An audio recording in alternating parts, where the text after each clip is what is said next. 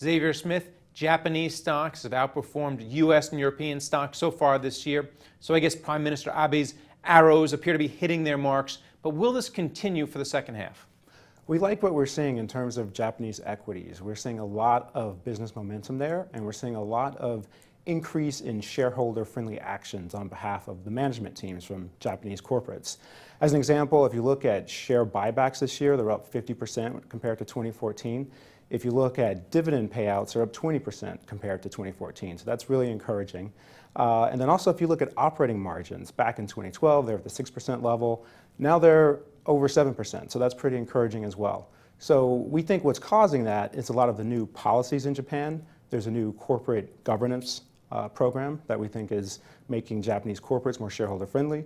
And then there's also a new investor action program that we think is also helpful. But one stock you like in particular is Mitsubishi Electric. This is not a typical, but it's an old school Japanese conglomerate, but they are getting the message and they're restructuring, right? We like Mitsubishi a lot. What they're doing is portfolio action. Basically, they're investing less in the low value-added businesses, and they're investing more in their high-return businesses. So some of the low value-added businesses that they're exiting are businesses like appliances and white goods for consumers, and they're starting to pay more attention to infrastructure, which we think is a higher quality business to be in, and also factory automation. One of our favorite aspects of Mitsubishi is the fact that it's net cash positive, so they have a strong balance sheet. So we think that it's a good candidate to raise their dividends or perhaps do a share buyback in the future.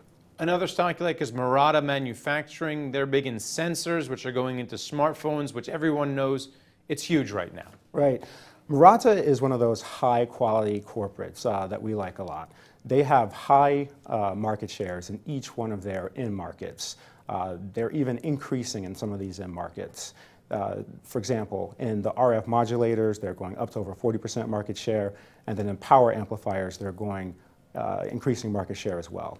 This is another company that has a strong balance sheet, so we think that's pretty favorable. And then finally, you are a fan of Sony.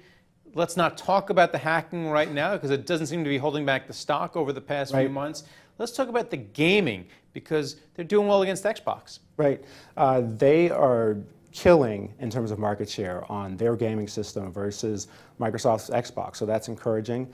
But also, like Mitsubishi, they're also pruning their portfolio and investing less in the poor returning businesses like PCs and television, and then they're investing more in the high return businesses, which is like smartphone camera sensors, which they're doing very well in.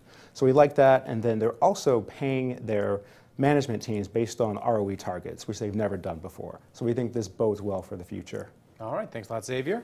Thanks. And thank you for watching The Street.